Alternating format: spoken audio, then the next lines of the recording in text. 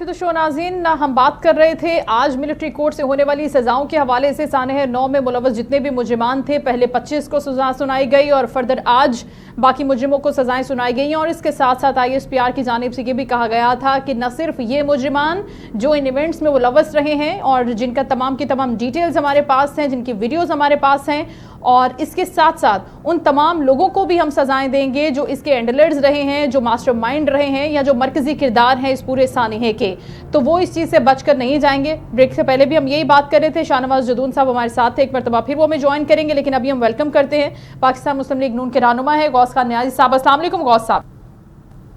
जी वालेकुम सलाम। बहुत शुक्रिया सर आपके वक्त का। ये जो बात हो रही है कि 9 मई के मुजरिमों को सजाएं सुनाई गई हैं मिलिट्री अदालतों से, अब पाकिस्तान तहरीक इंसाफ ये कहती है, जदून साहब अभी गुफ्तगू फरमा रहे थे कि ये सारे वो लोग हैं जो मासूम हैं, जिनको सजाएं नहीं होनी चाहिए थी, ये मुलव्वस नहीं है इसके अंदर। तो मेरा सवाल यही था कि फिर उनको लीगल सपोर्ट आप फराहम कर दें, साबित कर दें कि मासूम है।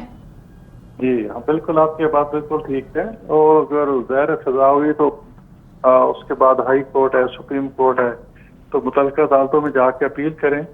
बल्कि सुप्रीम कोर्ट जो सजाएं हुई हैं वो सुप्रीम कोर्ट ने उसकी इजाज़त दी कि आप फैसला सुनाएं, और जिनको सजाएं हो गई, जो कन्विक्ट हो गए हैं, उनको जेलों में मुंतकिल करें, अपनी कस्टडी से बाहर निकालें। तो जैसे सुप्रीम कोर्ट ने फैसला किया है उसी तरह भी वो कर रहे हैं। तो उसमें कोई कहना कि जी किसी की ज्यादती हो रही है तो मेरे ख्याल में मुनासिब नहीं है। जिसने जो जुर्म किया उसको सजा मिलनी चाहिए। लेकिन इसके साथ साथ नियाज़ी साहब दूसरा जो अहम मामला है वो खान साहब की रिहाई के हवाले से है, क्योंकि अगर मुज़ाकरात चल रहे हैं, अब दूसरी मीटिंग होने जा रही है जनवरी के 2 जनवरी को, तो उसके साथ साथ ये कहा जा रहा है कि जो पहला एजेंडा है सर फहरिस्त है वो खान साहब की रिहाई का मामला होगा। और अमेरिका बड़ा प्रेशर डेवलप कर रहा है, रिचर्ड ग्रेनल इसके ऊपर बड़ी बात कर रहे हैं, और सोशल मीडिया पर एक तूफान है कि ट्रंप के आते ही जैसे ट्रंप हल्फ लेंगे अपने ओहदे का, तो उसके साथ ही हम देखेंगे, जैसे आरिफ अलवी साहब भी ये बयान देते हुए नजर आ रहे थे कि अब 1 से 1.5 माह के अंदर खान साहब रिहा हो जाएंगे। तो क्या आपको भी ऐसा लगता है कि हुकूमती जमात के ऊपर, PMLN के ऊपर ऐसा प्रेशर डेवलप होने जा रहा है, बिल्ट होने जा रहा है कि खान साहब को रिलीज करना पड़ जाएगा? नहीं, ऐसी बात नहीं है। हमारे पास हुकूमत के पास केस है नहीं, केसेस तो अदालत में, अदालतों ने रिलीफ देना है। हो सकता है कर भी सकते हैं, नहीं भी कर सकते। हुकूमत का तो कोई एक इस वक्त लेना देना नहीं है, क्योंकि काफी अच्छे से केसेस कोर्ट्स में है। अलबत्ता जो 26 नवंबर में जो लोग बलवाई पकड़े गए हैं उनके बारे में हुकूमत सोच सकती है कि इनको कुछ रिलीफ दे दिए जाए, वरना जो केसेस अदालत में चले गए हैं या उसकी समाज शुरू हुई है या कन्विक्शन हुए या फैसले महफूज हैं, उस पर तो हुकूमत कुछ नहीं कर सकती। वो तो फिर तातुर फैसले देने हैं। या जो 9 मई के वाकयात हुए, जो 9 मई में तो ज़ाहिर उसमें तो बहुत उन्होंने जो जिस तरह उन्होंने रियासत के साथ टक्कर ली है, और जिस तरह शोहदा की जो यादगार है उनको जलाया है, या कोर कमांडर के घर पे हमला हुआ है, GHQ पे हमला हुआ है, तो ऐसे लोगों को तो हम नहीं माफ कर सकते उनको। तो बल्कि जब तक वो या तो प्रॉपर माफी मांगे, और या तो खान साहब ये कहे माफी मांगते हैं, या फिर ये कहें उससे कोई अपने आप को डिसऑन करें। वो अभी तक उन्होंने डिसऑन भी नहीं किया और ना कोई माफी तलाफी की बात हुई है। तो ऐसे तो उनको हम नहीं कह सकते कि छोड़ दिया जाए, बिल्कुल उनको सजा मिलनी चाहिए। मतलब एक चोरी ऊपर से दीदा दलेरी, एक उन्होंने मतलब एक रियासत को रीट को चैलेंज किया और फिर वो कहते हैं कि माफ कर दिया जाए। अदालतों ने माफ करना है, हमने नहीं करना। ये गलत प्रेशर देते हैं कि हुकूमत रियाज कर दी कोई, और न कोई बहस से हम प्रेशर लेंगे, न पहले माजी हमने लिया है। आपको याद होगा जब एटमी धमाके हो रहे थे और जब माहौल ने तो उस वक्त भी प्रेशर बहुत डाला था। जुल्फिकार भुट्टो मरहूम की फांसी के वक्त भी उन्होंने कहा था, देखो हर मुल्क के अपने मफादात होते हैं, अपने पॉलिटिक्स होती है। उसने अमेरिकन अपने मफाद देखना है कि बात किसने है। वो चाहता है कि पाकिस्तान में सियासी तौर पर इंतशार हो, वो हर उस तरफ करेगा जिसकी वजह से सियासी इंतशार फैले। अब वो जहांपुर के इसका कहना कि जब मुज़ाकरात शुरू हुए और कुछ सियासी बेयकीनी कोई कदर कम हुई थी कि जी कोई ना कोई हल निकल आएगा, तो उन्होंने ध्यान दे दिया ताकि एक PTI को और शय मिले और ये मुज़ाकरात जो है नाकाम हो जाए। तो मेरे कहने का मतलब है कि बजाय उसके कि बगल बनाए कि जी अमेरिका ने कर दिया, अमेरिका ने कुछ नहीं करना, कुछ लेना देना नहीं है। पाकिस्तान हम करेंगे अगर ہمارے ادارے ہیں، ہم سیاسی پارٹی ہیں، جو مسائل ہیں ہم نے بیٹھ کے کرنے. اچھا تو پھر غوث صاحب اگر پی ٹی آئی یہ بات کرتی ہے کہ سانحہ 9 مئی کے حوالے سے یا پھر 26 نومبر کے حوالے سے جو بھی معاملات ہوئے ان دنوں میں اس کے حوالے سے جوڈیشل کمیشن تشکیل دے دیں، تو پھر حکومت کیوں نہیں جوڈیشل کمیشن تشکیل دینا چاہتی؟ پھر تو اچھی بات ہے، دودھ کا دودھ اور پانی کا پانی ہو جائے گا، مزید کلیئرٹی مل جائے گی. جو لوگ نہیں مان رہے، کھلی آنکھوں سے سب چیزوں کو دیکھتے ہوئے بھی نہیں مان رہے، تو اچھی بات ہے. اگر کمیشن بنتا ہے، ساری کی ساری ڈیٹیل سامنے آتی ہیں، تو پھر پی ٹی آئی کے پاس کچھ کہنے کے لیے بچے گا نہیں. حکومت کیوں نہیں چاہتی کہ کمیشن بنے سر؟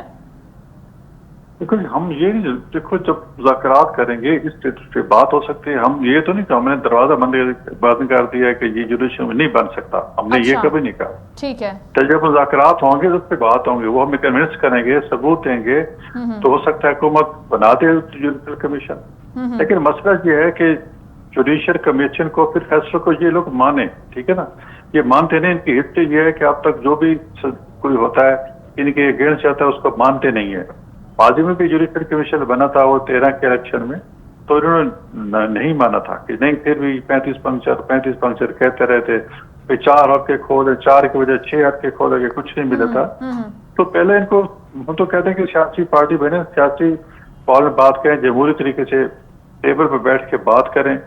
اب ہم نے مذاکرات کی دعوت دی، حکومت کی طرف سے سنجیدگی دکھائی گئی. ان کے پھر ایک بندہ آیا ان کی پارٹی سے، باقی 4 بندے ادھر ہی پھر پاکستان میں. چلو ایک تو باہر ملک سے باہر تھا، باقی جو چاہتے ہیں وہ ایک دوسرے مشورہ کرتے ہیں، جائیں نہ جائیں. لیکن ابھی جو باہر بیٹھے ہوئے لوگ ہیں وہ بھی بڑا رول پلے کر رہے ہیں. غوث صاحب ابھی ویلکم کر لیتے ہیں پاکستان پیپلز پارٹی کے رہنما گیان چند صاحب نے بھی جوائن کر لیے، ان کو بھی شامل گفتگو کرتے ہیں. السلام علیکم گیان چند صاحب. بہت شکریہ سر آپ کے وقت کا. غوث نیازی صاحب سے بھی گفتگو ہو رہی ہے کہ مزید آج فوجی عدالتوں سے 60 کے قریب مجرمان ہیں جن کو سزائیں دی گئی ہیں. پہلے 25 لوگ تھے جن کو سزائیں سنائی گئی تھیں، اور اس حوالے سے ہم پی ٹی آئی کا موقف بھی لے رہے تھے. شاہ نواز زیدون صاحب ہمارے ساتھ ہی تھے، ان سے کنیکٹیویٹی کا کوئی پرابلم تھا. وہ یہ فرما رہے تھے کہ یہ سارے کے سارے وہ لوگ ہیں جو معصوم ہیں، جو ملوث نہیں ہیں ان تمام تر ایونٹس کے اندر، اور اب ان کو سزائیں سنائی جا رہی ہیں جو کہ سراسر زیادتی ہے. اس کے ساتھ ساتھ مذاکرات کے حوالے سے بھی بات ہو رہی تھی، تو ان کا یہی کہنا تھا کہ حکومت کی نیت پر بھی ہمیں تھوڑا سا شک و شبہات موجود ہیں لگتے ہیں. اب پاکستان پیپلز پارٹی کہاں پر کھڑی ہے مذاکرات کے اندر؟ کیا وہ بیک کرتی ہے حکومت کو؟ اور جو پی ٹی آئی کے مطالبات ہیں آپ سمجھتے ہیں کہ ان کو حکومت کو مان لینا چاہیے، چاہے وہ اسیران کی رہائی کا معاملہ ہو یا پھر جوڈیشل کمیشن کی تشکیل کا معاملہ ہو؟ دیکھیں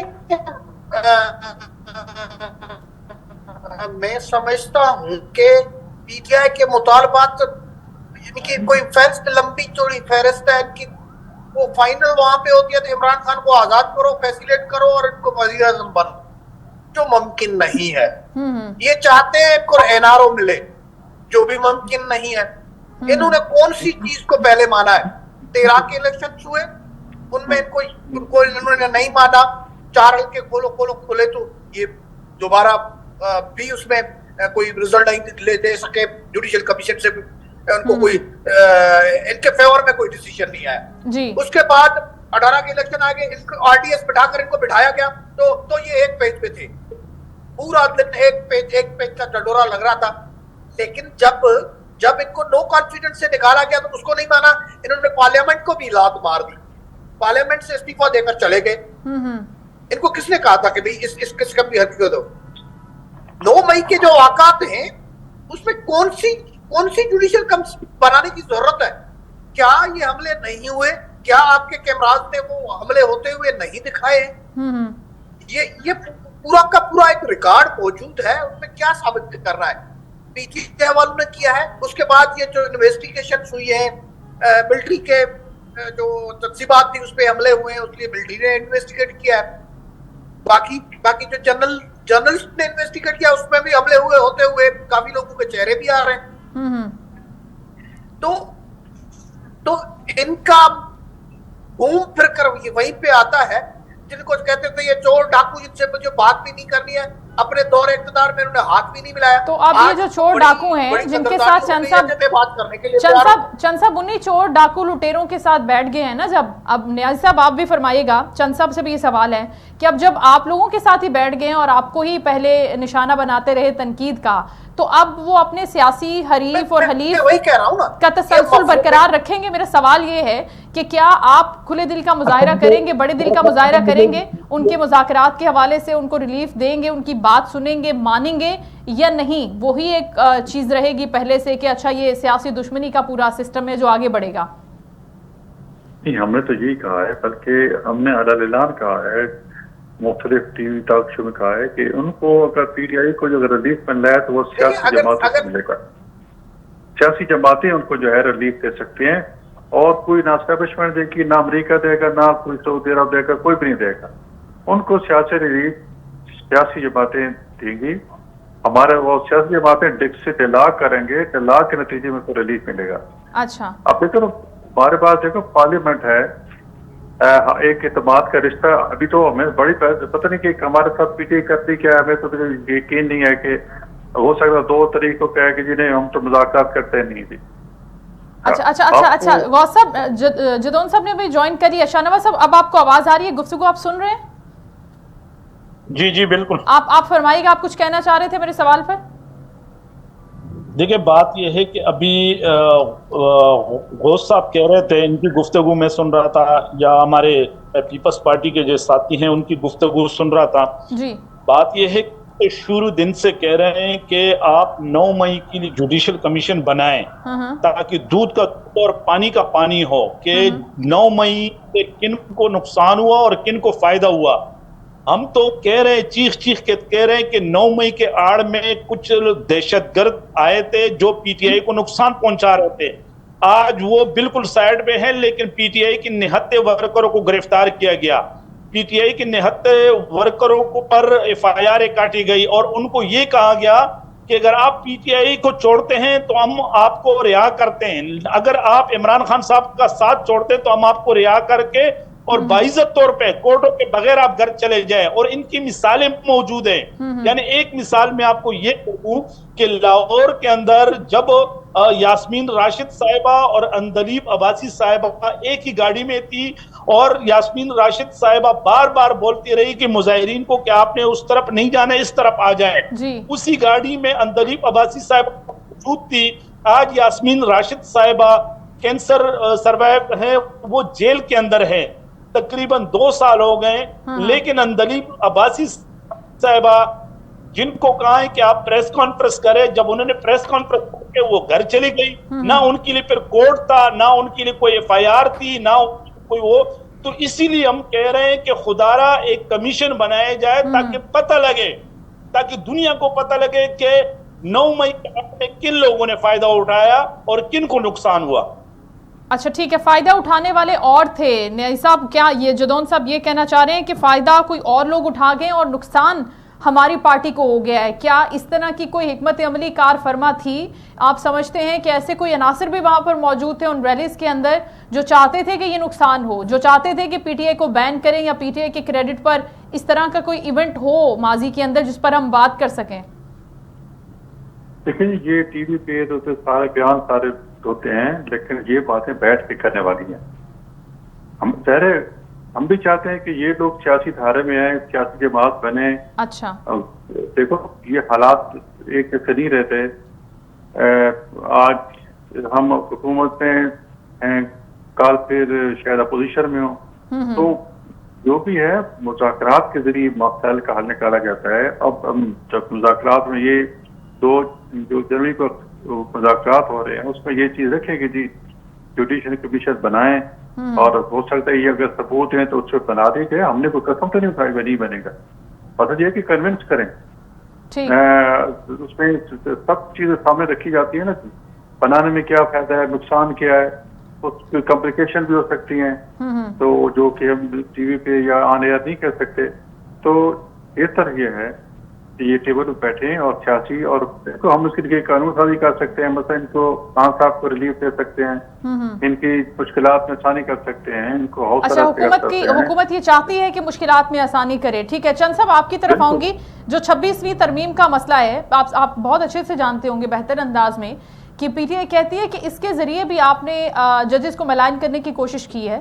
آپ نے عدلیہ کو اپنے ماتحت کر لیا ہے, اب عدلیہ آزاد نہیں رہی اپنے فیصلے کرنے پر, تو اس پر بھی پی ٹی آئی کو اعتراض ہے. وہ کہتی ہے کہ رول آف لا ہونا چاہیے, سپرمیسی ہونی چاہیے آئین اور قانون کی اپنی, تو اس کے اوپر بھی کیا کوئی گنجائش پیدا ہو سکتی ہے اگر ابھی مذاکرات ہو رہے ہیں تو؟ گیان چند صاحب.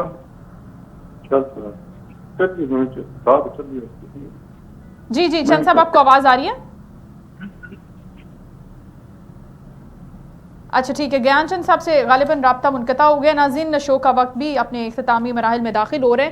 بہت شکریہ, غوث محمد نیازی صاحب ہمارے ساتھ موجود تھے, گیان چند صاحب ہم سے گفتگو کر رہے تھے, شاہنواز زدون پاکستان تحریک کے ساتھ تھے اور آج کے شو میں گفتگو کر رہے تھے مذاکرات کے حوالے سے اور ساتھ ہی ساتھ ملٹری ٹرائل کے حوالے سے جو آج مزید مجرمان کو 60 لوگوں کو سزائیں سنائی گئیں اس کے ساتھ ساتھ. لیکن اب ہم بات کرتے ہیں شو کے دوسرے حصے میں آنے والے کل کے حوالے سے.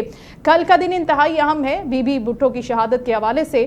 ناظرین, ہم بات کر رہے ہیں ایسی خاتون کی جو کہتی تھی کہ کل بھی بھٹو زندہ تھا, آج بھی بھٹو زندہ ہے. یہ نعرہ لگانے والی مسلم دنیا کی پہلی خاتون وزیر اعظم محترمہ بے نظیر بھٹو کی شہادت کو 17 برس بیت گئے ہیں.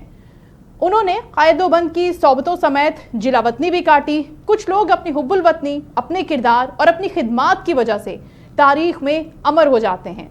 تو مسلم دنیا کی یہ پہلی خاتون وزیر اعظم, جس کا نام بے نظیر, جس کا کام بھی بے نظیر, جس نے سیاست کی دنیا میں نہ صرف اپنے آپ کو منوایا بلکہ ایک منفرد نام بھی کمایا. اپریل 1979 میں قائد عوام شہید ذوالفقار علی بھٹو کو پھانسی دے دی گئی, جس کے بعد محترمہ بے نظیر بھٹو کو نہ صرف قائد و بند کی صحبتیں برداشت کرنا پڑی بلکہ انہوں نے جلا وطنی کی زندگی بھی گزاری. پیپلز پارٹی 1988 کے انتخابات میں اکثریت سے کامیاب ہوئی اور 2 دسمبر 1988 کو 35 سال کی عمر میں بے نظیر بھٹو مسلم دنیا کی پہلی خاتون حکمران بن گئی. 1993 کے انتخابات میں بے نظیر بھٹو دوسری بار وزیر اعظم بنی. شہید محترمہ بے نظیر بھٹو کو مختلف الزامات پر 1999 میں 3 سال قید کی سزا سنائی گئی. 2007 میں اس وقت کے آمر صدر پرویز مشرف نے بے نظیر کو تمام الزامات سے بری قرار دیا, جس پر وہ 18 اکتوبر 2007 کو 8 سال کے بعد وطن واپس آئیں.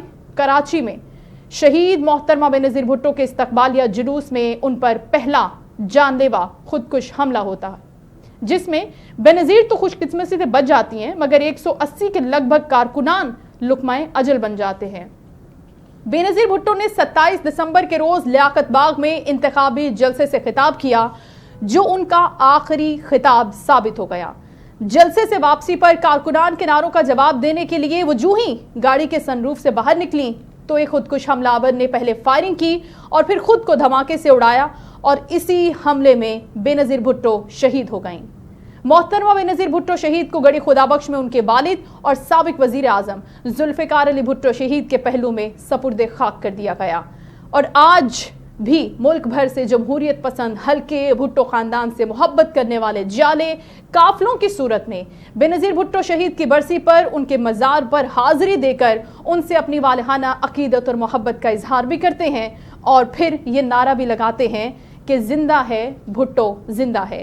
شہید محترمہ بے نظیر بھٹو کو ہمارا بھی سلام, جو جمہوریت کے لیے ڈٹ کر کھڑی رہیں اور ایسی بیٹی کی مثال بنی جو اپنے باپ کی وراثت کو, اپنے باپ کی لیگیسی کو آگے بڑھانے کے لیے ہر قدم پر لڑتی رہی, چاہے وہ جمہوریت کے لیے ہو, چاہے وہ خواتین کے لیے ہو آواز اٹھانے کے لیے, اور چاہے وہ آمروں کے خلاف آواز اٹھانے والی ایک نہتی بیٹی کا ذکر ہو. ناظرین, شو کا وقت ختم ہو, اپنا بہت خیال رکھیے گا. انشاءاللہ کل آپ سے دوبارہ ملاقات ہوگی. اللہ حافظ.